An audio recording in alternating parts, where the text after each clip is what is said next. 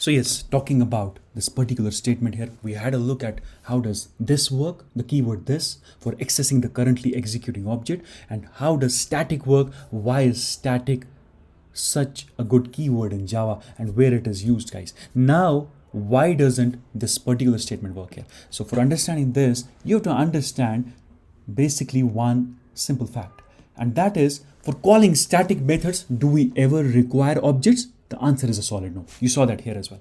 Even if you're seemingly calling do something with an object, it is not. It is being interpreted to class name to do something. That is, static members are never called with objects. And when they are not, is there a concept like currently executing object in a static method? Obviously no. A big no. Because what does the currently executing object refer to? As I told you, that is the object from which you call the method from. And when there is no object which is calling the method, what sense does it make for the currently executing object to be here? And that is why I come to this point, and that is, there is no such concept as a currently executing object in static methods or a static context. Again, there is no such concept as a currently executing object in a static method or a static context. And that is why the keyword this cannot be used within a static method, guys, or a static context.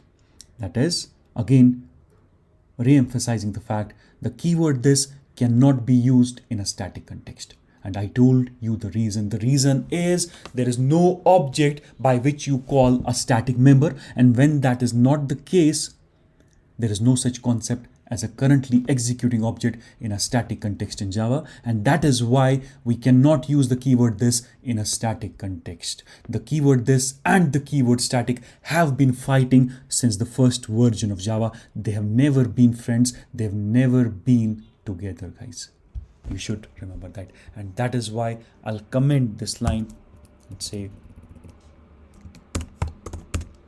this doesn't work in a static context. Right. For the reason. And why does this work in a non-static context? You saw that because inside non-static methods of a class, we have the currently executing object referred to by the keyword this, right? That is about statics. That is about the keyword this. And remember that static has to be one of the trickiest keywords in Java. You have to be very careful while using that. So I'll see you guys in the next video.